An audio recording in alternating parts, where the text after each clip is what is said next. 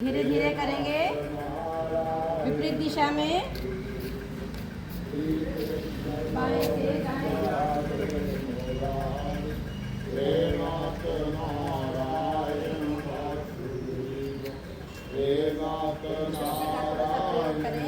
नमस्ते सर।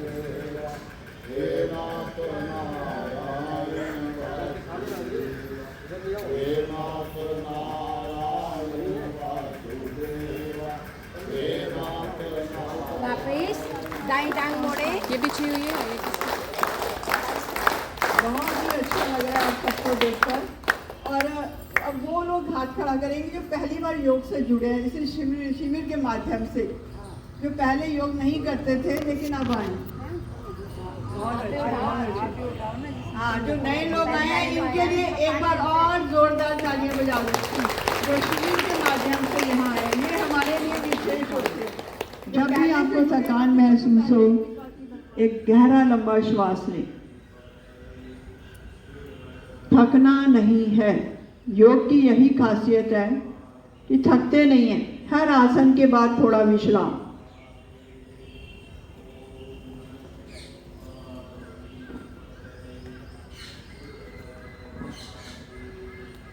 करेंगे कोण आसन, का रुख बाहर की ओर, एड़ी पंजे मिलाएं।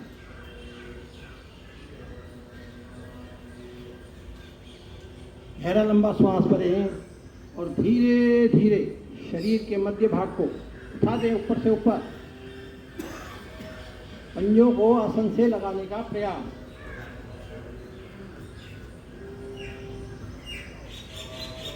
अंतिम स्थिति में पहुंचकर प्रभु का ध्यान। ओम नमः शिवाय, ओम नमः शिवाय, कोई भी मंत्र। ओम जय श्री राम।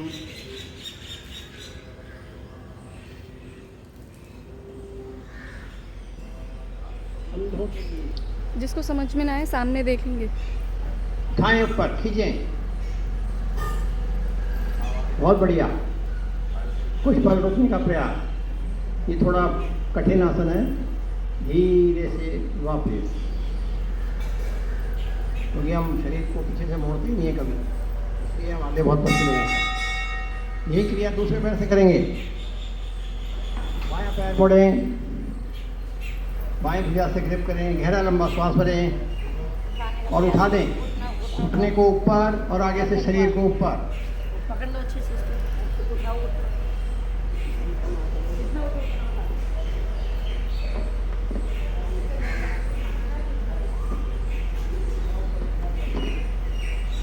धीरे से वापस। चलिए अब ये दोनों पैर दोनों हाथों से ही करेंगे। दोनों पैरों को मोड़े एक साथ, पकड़ ले दोनों हाथों से। श्वास को खाली करते हुए घुटनों को उठाएं और श्वास भरते हुए आगे से धड़ को। शरीर मेरा इतना उठ जाए केवल नाभि का क्षेत्र आसन को स्पर्श करेगी। ऐसा मेरा प्रयास का भी बहुत फायदा है, उठाने का ही। धीरे से वापस।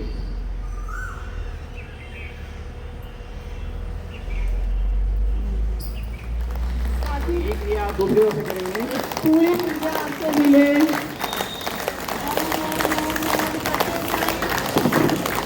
ओम ओम ओम ओम ओम ओम ओम ओम। आंखें बंद। ओम ओम ओम ओम ओम ओम ओम ओम ओम ओम ओम ओम। फिर गिरा दिया से।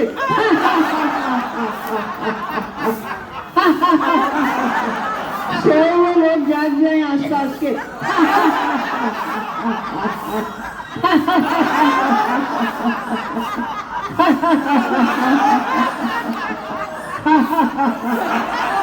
जो नहीं आते वो अच्छे से लंबाई दे ऊपर।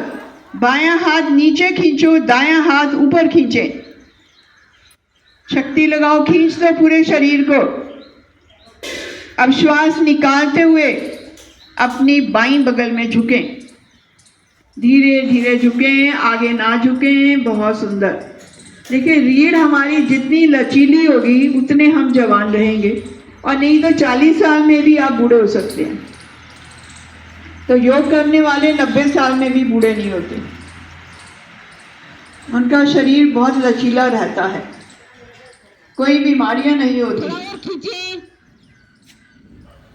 घर पर आप बोल रख सकते हो, घर पे आपकी कांच की बोतल रख सकते हो, उसको दबाएंगे।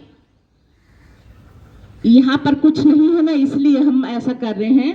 घर पर आप पानी की बोतल रखे कांच की, उसको दबाएंगे, या बोल रखेंगे बच्चों की, उसको दबाएंगे। नहीं करे, घर में दीवार के साथ खड़े होकर करे, क्योंकि ऐसे गिरने का डर रहता है। तो घर में दीवार के साथ ऐसे पकड़कर ग्रिप कर कर कुछ पल रुकना है, ठीक है।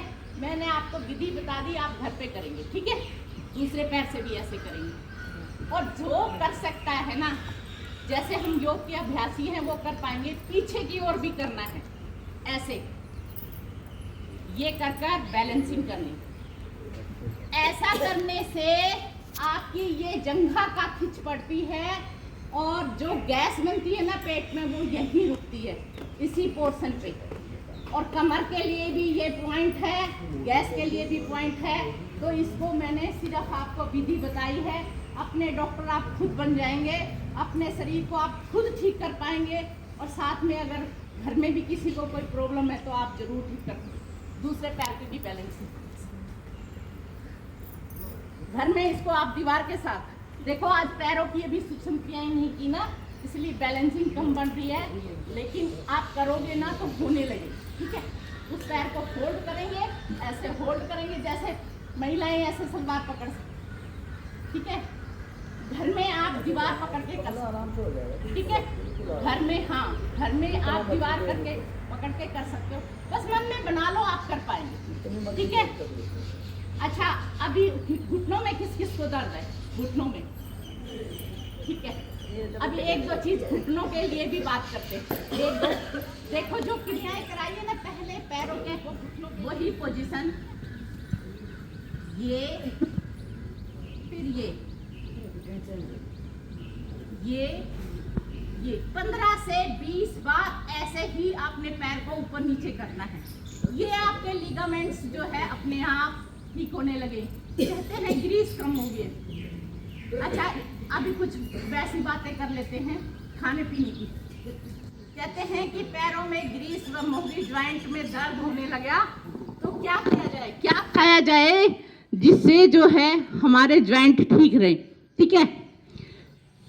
तो सबसे पहले तो प्रकृति हमारी बहुत हम पर मेहर करती है, इसमें बहुत गुण है। हर एक पत्ती जो है हमारे लिए पावरफुल है। ये आपका बड़ का वृक्ष है ना, ये बहुत औषधियों से भरा हुआ है। ये आपका पीपल है ना, ये भी बहुत औषधियों से भरा, अनगिनत औषधियों से। तो पान का पत्ता आप बाजार से भी लेंगे ना तो 10 रुपए की 5 आ जाते हैं। बहुत पावरफुल है आपकी कैल्शियम के लिए। खाना कैसे है, कोई पान नहीं खाना आपको बाजार से लेके, उसमें कत्था चूना सब होता है, वो जो है हमारे लिए हार्मफुल होता है, सुपारी वगैरह। हमें क्या करना, सिंपल पत्ता लेना है और धोना है और उसको चबा के खा लेना है। अगर मेरे को कोई प्रॉब्लम नहीं है तो यकीन माने आपका कैल्शियम, फास्फोरस, सारे विटामिन मिनरल उसमें बहुत ज़्यादा होंगे, ठीक है। तिल को भिगोना है रात के समय, गर्मियों में भिगो के खाना है, सुबह उसका दूध बनाना है और पी जाना। 2 चम्मच तिल और सुबह मिक्सी में पीसा, पानी डाला, दूध बनाया, पी गया, ठीक है। उससे आपकी कैल्शियम की पूर्ति होगी। कुछ पल हो सके तो धूप में जरूर बैठें, क्योंकि नेचुरल कैल्शियम तो वहीं से मिलता है। दूसरा खाने की चीज होती है सूरजमुखी के फूल। जो सूरजमुखी के फूल है ना, उसमें ही विटामिन डी है, और किसी चीज में खाने की में नहीं है। तो विटामिन डी की भी कमी हमारे अंदर पूरी होनी चाहिए, तभी हमारा शरीर एक्टिव होगा, ठीक है। आजकल जो बाजार में आ रहा है, या तो फिर ऐसा है कि आप स्टार्ट करो और लाइफ भर आप ये चीजें खाते रहो, दवाई केमिस्ट से लाओ और लाइफ भर डॉक्टर से लाओ और लाइफ भर दवाई खाओ, ठीक है। या फिर अपना खान पान थोड़ा सुधार ले, ठीक है। सुबह का नाश्ता खूब अच्छे से जम के करें, क्योंकि दिन में हम वर्कआउट करते हैं तो पच जाता है, ठीक है। दोपहर में ले नॉर्मल सा भोजन, और सुपाच्य भोजन ले। जो आजकल के मौसम की सब्जियां हैं वही खाएं, दूसरी सब्जियां कभी कभी खाएं। देखो बीन्स है, ग्रीन गोभी है, इनमें बहुत अच्छे विटामिन मिनरल होते हैं, लेकिन उतने ही हमारी घिया में भी है, उतने ही हमारे जो घर के आसपास साग उगता है ना, साठी का, उनमें भी बहुत मिनरल है, उनमें भी बहुत ताकत है। पहले हमारे बुजुर्ग यही खाते थे।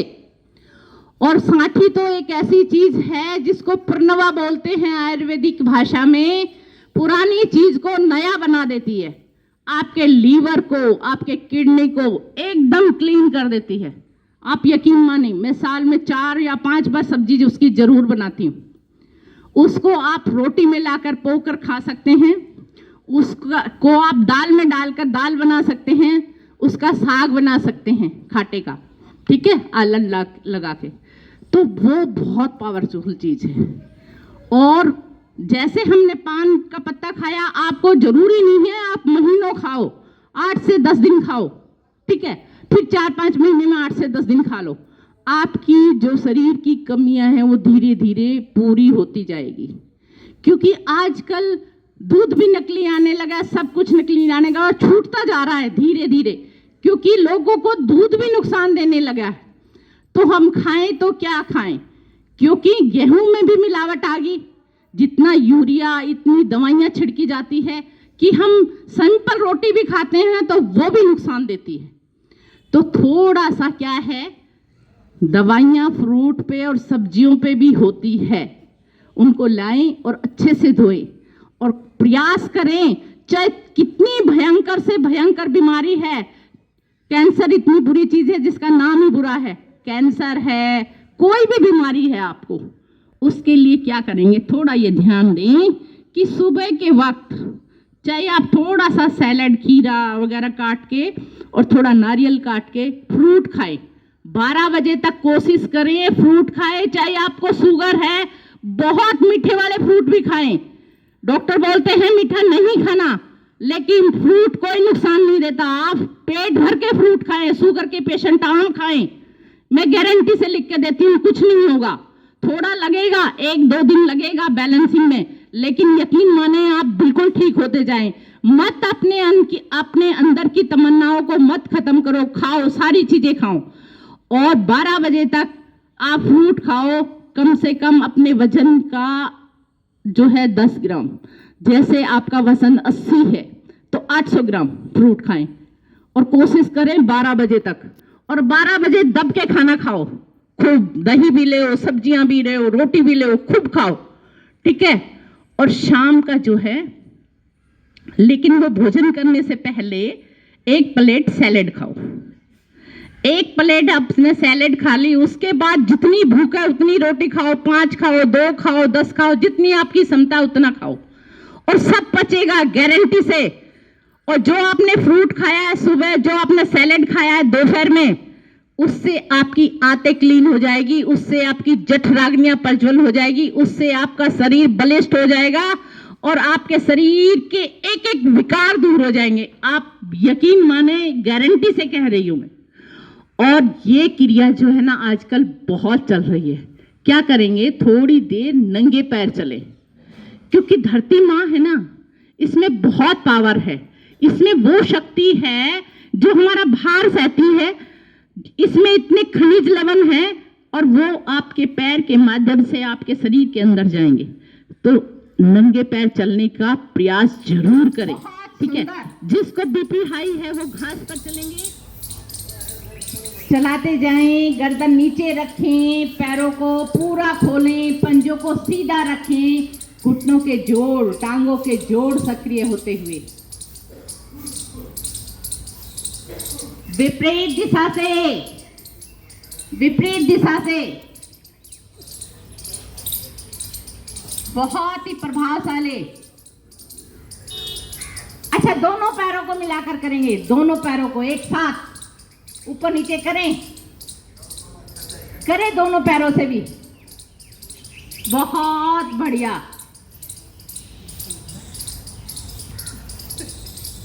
बहुत अच्छा। आ जाए वापस। ये सारे ब्रह्मांड की रचना की। इस ब्रह्मांड के अंदर कोई भी ऐसी वस्तु नहीं बनाई या कोई भी ऐसा जीव नहीं बनाया जो अपने आप में पूर्ण ना हो। छोटे से छोटी चीज भी अपने आप में पूर्ण है। आप देखिए, अनाज का एक छोटा सा दाना, उसके अंदर इतनी ताकत होती है कि वो आपके पूरे के पूरे खेत में फसल पैदा कर सकता है।